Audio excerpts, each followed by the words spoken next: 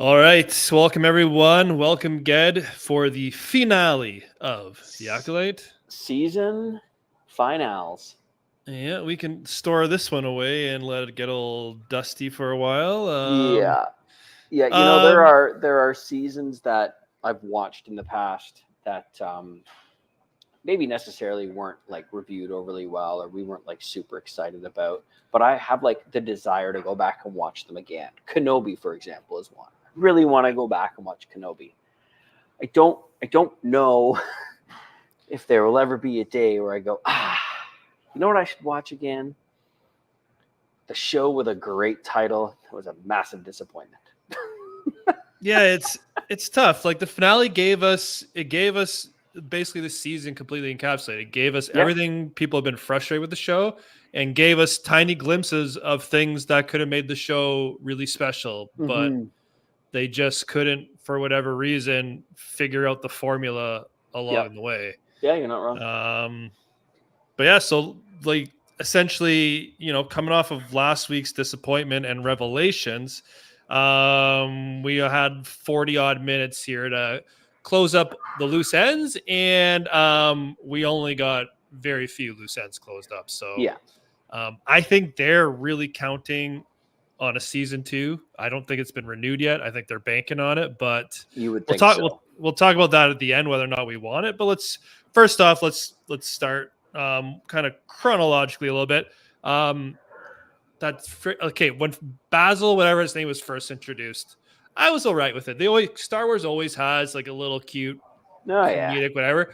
I think I was sick of Basil after the second episode, and he somehow gets a decent amount of screen time, not a lot, but more than he should have in this episode. And what the hell did he do to the ship? Like, did that make any sense? Well, was Soul trying to shoot her out of the sky? I don't think so. Because he had something locked on, or was it like a tractor beam? Well, yeah, he had Basil like decides that he's just gonna let her go. He pulls the power.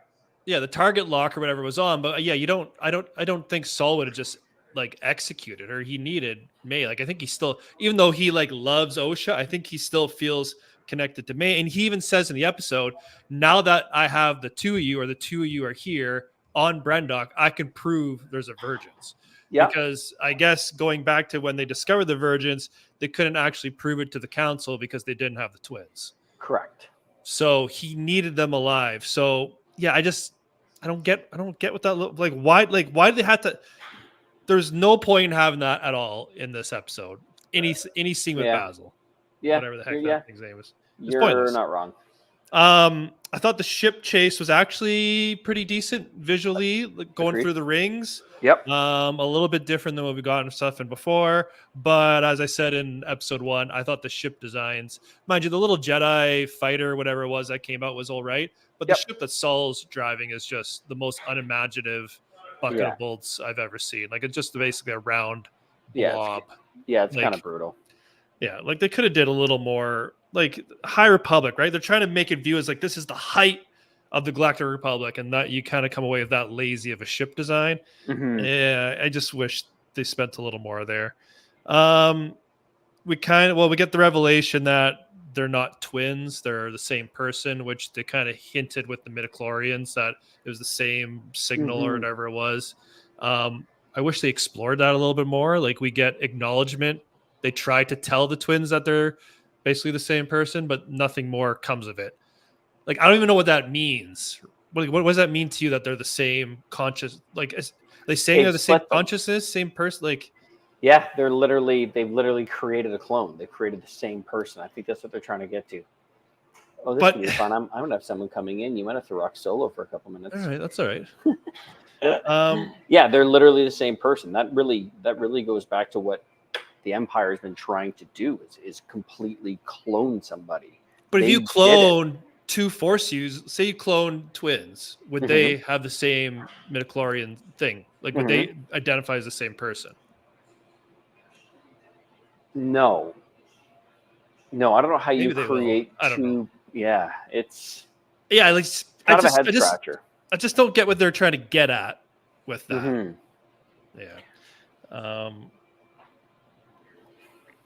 Then we see probably the strongest aspect of the show was the lightsaber battle. Oh, and they choreographed this thing beautifully. That is one thing they nailed through the entire season. The choreography for lightsabers might be some of the best I've ever seen.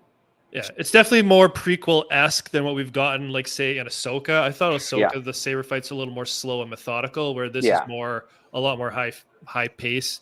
I enjoyed the lightsaber fight. Saul comes off as a bit of a badass because he's only able to 100%. He basically defeats Qimir, so he's properly empowered as a Jedi Master. Oh yeah. And then and they did some cool different little force powers and stuff in there I don't think we've really seen before, and some new choreography, which I liked. So yeah, all that stuff was good, fine. That's probably going to part the piece that everyone likes. But then we get a big moment where he loses the saber. Osha grabs the saber, and you can tell she's listening in the background, and May finally gets him to admit, I killed your mother. Mm-hmm. And I guess that's the final grasp to unlock all her emotions, and she fully gives in to her darkness, anger, whatever you want to call it. She bleeds her crystal, which I think is the first time we've seen that live on screen. Yes. Did you like it being bled like that? Visually, did you like the representation, how they showed that? I did. Yeah.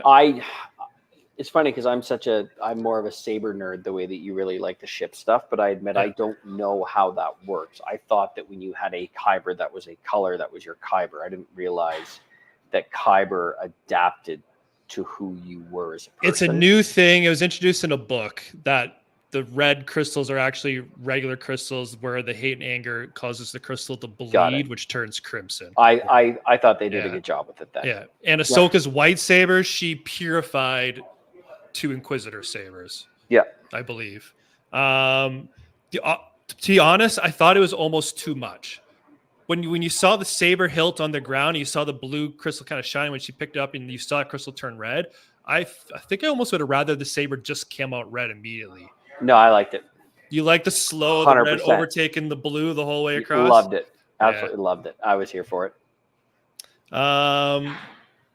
We got further confirmation that, again, a lot of the things they really telegraphed, a lot of these mysteries. Like Vernestra is obviously, Qimir was her former Padawan. She's surprised that he was alive, it seems. He doesn't have the helmet on, so he senses her right away, which is kind of cool. He's like, you. And then he puts it on and ducks out. And that's part of the storyline that leads to a whole bunch of questions that don't get answered, because number one, where obviously they're hoping for a second season. Yeah, like why would she lash her former Padawan with like that, right? That's not Jedi-esque. And then she mentions, I think near the end, she says, a pupil of mine before he turned evil. Saying he turned Sith, like, is she aware of what he is? Like, that part was a little... I don't know. Like, did he turn evil in her presence, which is why she thought she killed him, maybe? Oh, perhaps. You know, like I'm just not quite sure.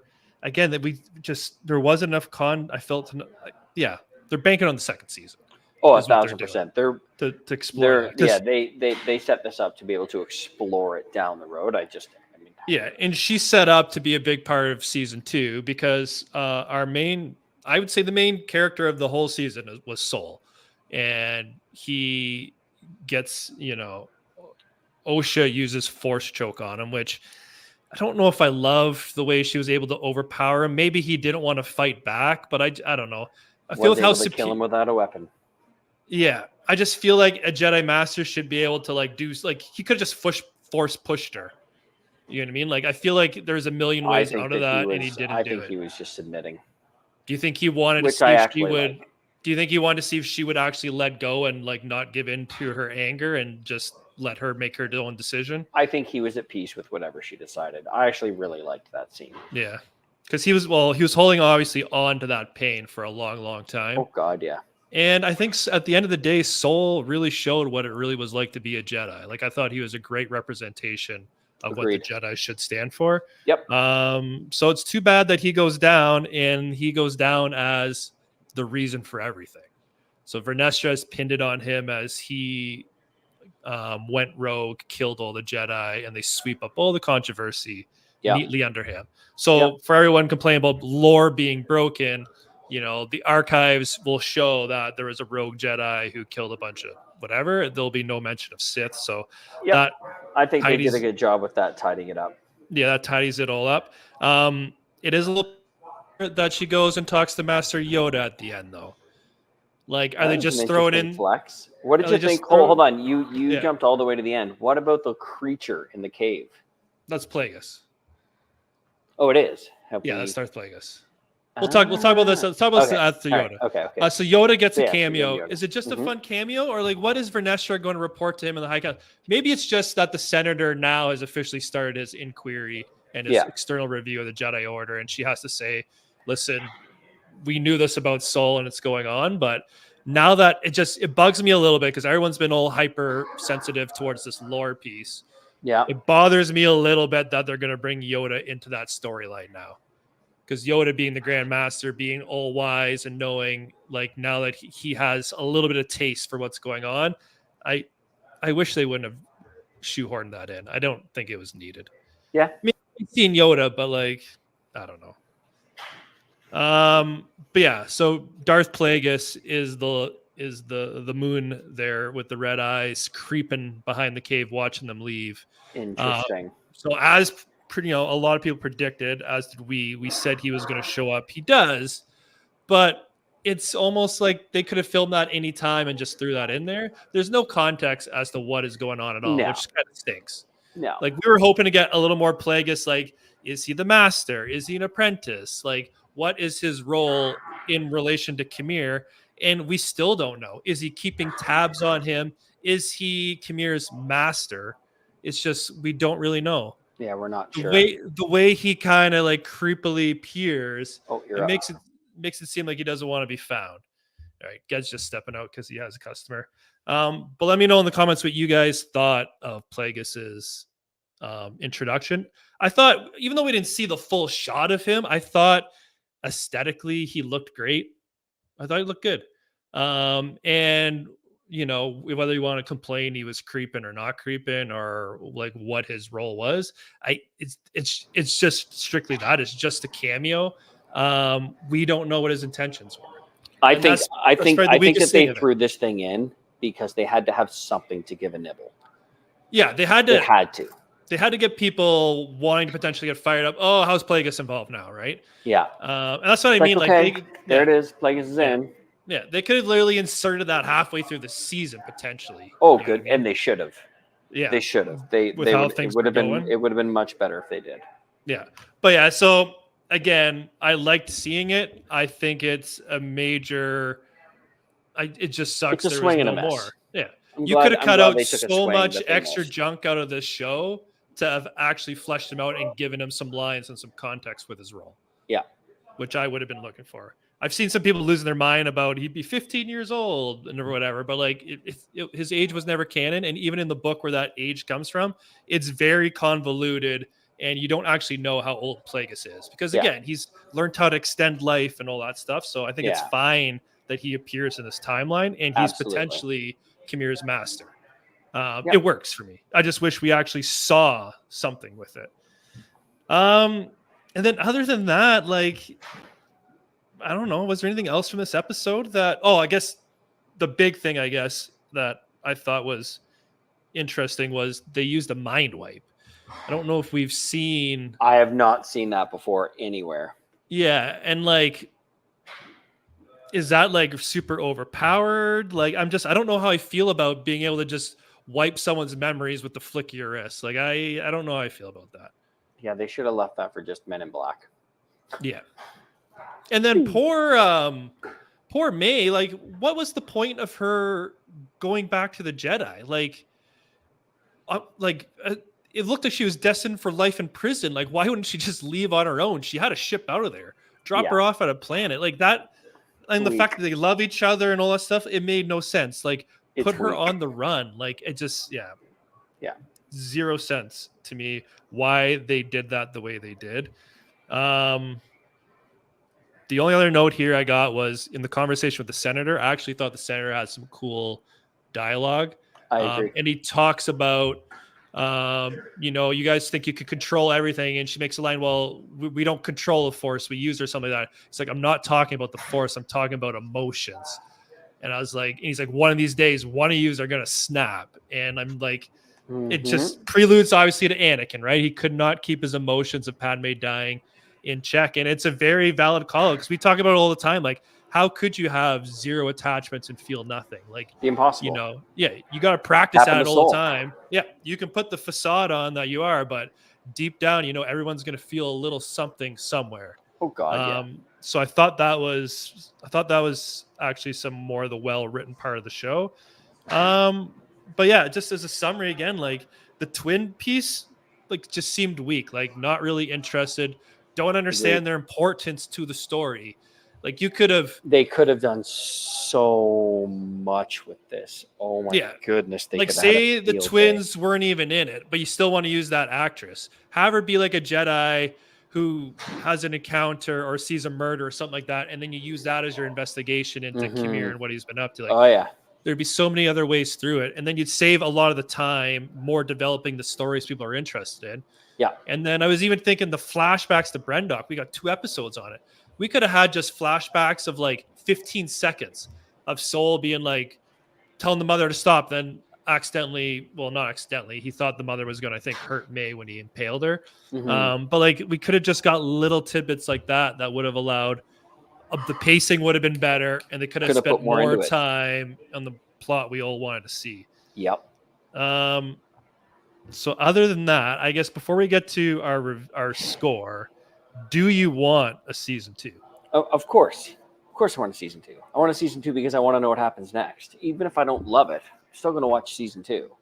We're still going to complain about it, but I still want to know what happens. I want to see what happens with Plagueis. I want to see what happens with Osha. Even though I didn't necessarily love it. I mean, it's still, and you and I have had this conversation before. We just want content. I'm okay. I'm okay with the fact that it wasn't a home run. Yeah, I'm okay with the fact that some of the stories were weak. I'm okay with the fact that it might take 3-4 seasons to bind this all up. Totally fine with it. Just give me more of it, even if it's not great. Well, I think I do believe there's a standard you got to hold them to, obviously. But I agree. Like, if they're making it, it might not be for everyone. But like in general, I'd rather watch, if someone thinks it's a mediocre season or even a bad season, than some of the other dread of stuff that's out there. But I want to take a quick shot at this guy. Yeah. This guy, what? So the reason they were created was so that they could guide the future of the Coven. So so it really comes down to, did they mean to make 2? Because they wanted to make the next generation, Mother Asaya, or whatever her name is, wanted to create someone. Asaya wanted to create the person that would lead their Coven further. The real thing is, I don't think that they meant to have 2 of them, but that was the purpose of them. And how we talked earlier as well, like, we don't understand what the actual importance of them being the same person, like essentially being a clone of each other. Like, again, the overall, for it being such the main part of the story, there is really no payoff for the twins at all. Like, the good twin fell to the dark side and became a Sith apprentice, but nothing about her creation or backstory has anything to do with what makes her potentially special. Like, there's nothing there that makes her any different than anyone else, which is kind of a letdown, because you went through all this crazy witchcraft and, you need a virgins of the Force just to create these twins, to have them just be ordinary, so to speak. Like, there's nothing that makes them any different than another Force user. Correct. Other than the fact that they were created from nothing. Yeah, which I agree is it's a weak part of the show. If that's your main plot thread and your stars of the show, and there's really no payoff that even really makes sense, like, that's part of the reason why that part of the show failed. And Guy, thank you for asking the question that we're all wondering the same thing on.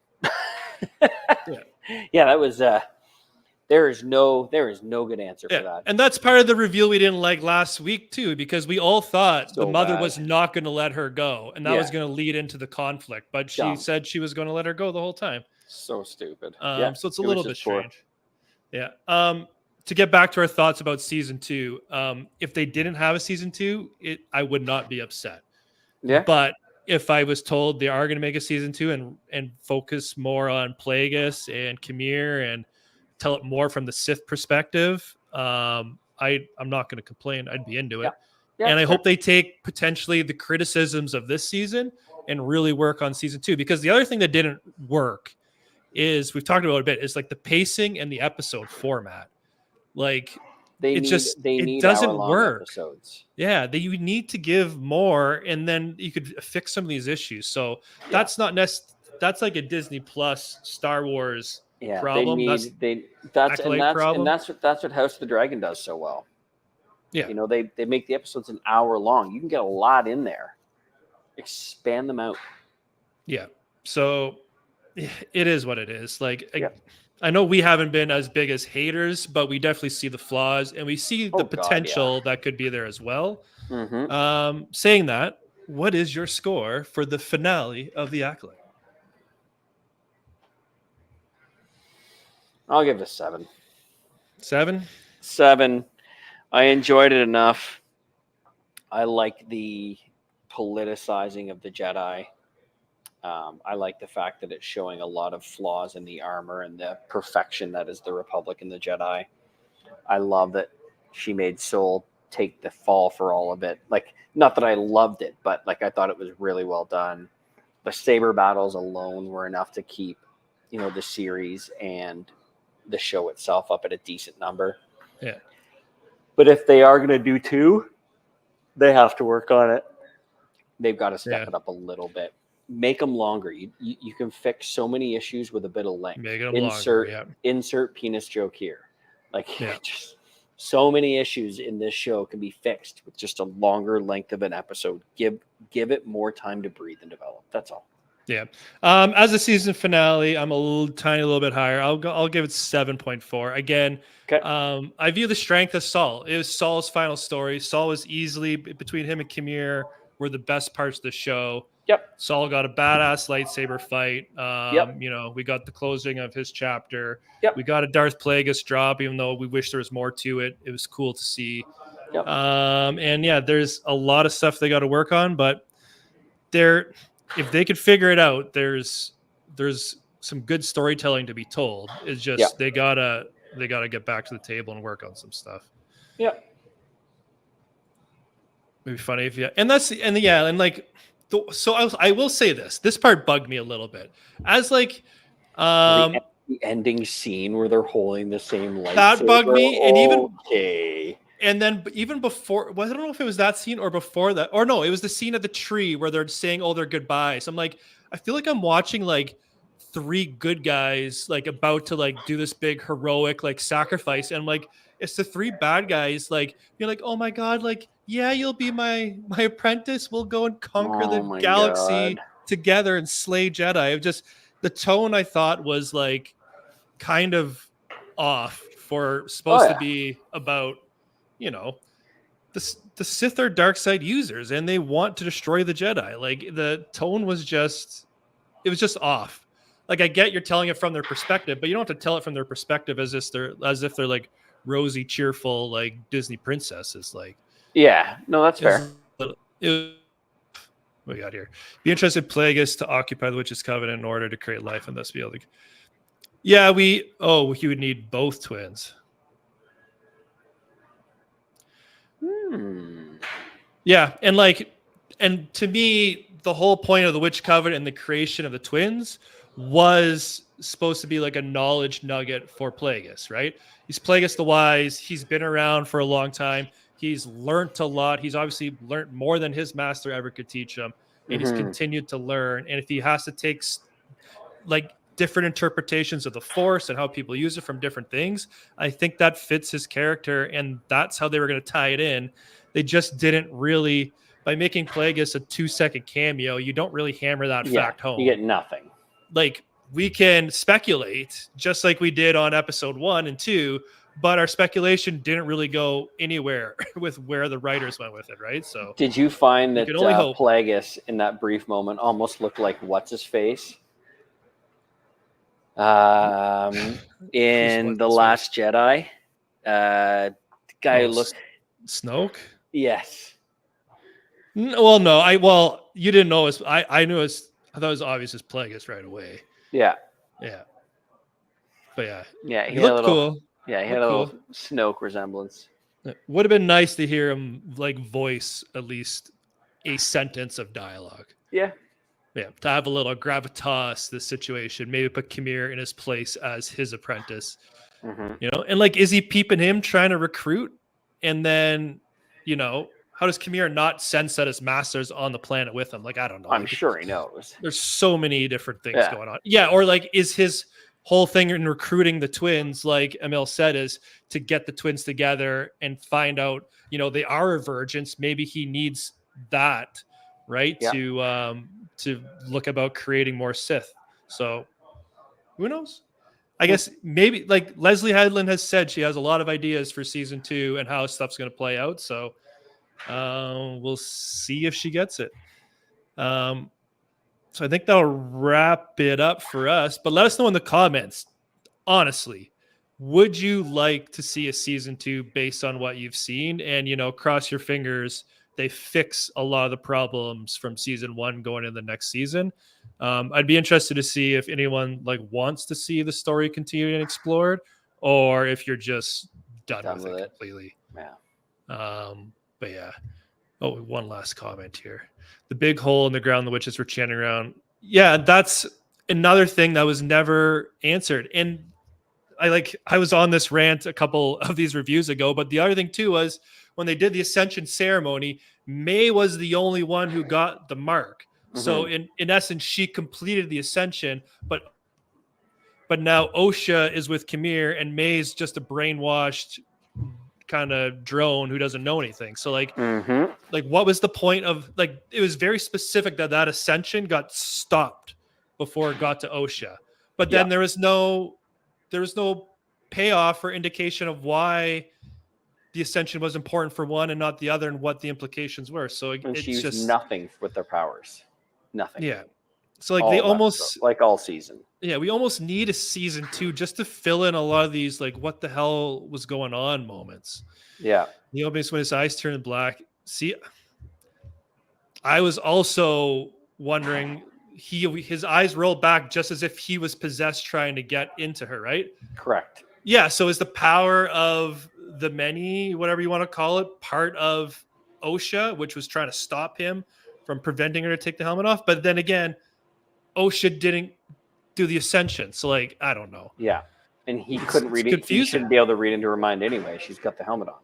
Yeah, so it's that out. Yeah, so it's they telegraphed deeply flawed part. They telegraphed and over-explained the most easiest parts of the show, and all the deeper parts people want knowledge in, they didn't even touch on in the finale. So yeah, I don't know. We'll see. I got a feeling it'll get a season 2, but I don't know. Yeah. Thanks. To go. I'm assuming it's Guy, not Guy, but we'll see. Yeah. No worries. We'll see you guys whenever. I think the next project is the Goonies in space one, Skeleton Crew. Mm-hmm. Whenever we haven't even got a trailer for that one though, so that one might be a little further out. But we will see everyone whenever Star Wars resumes. Mm-hmm. So peace out, everyone, and we'll see you next time.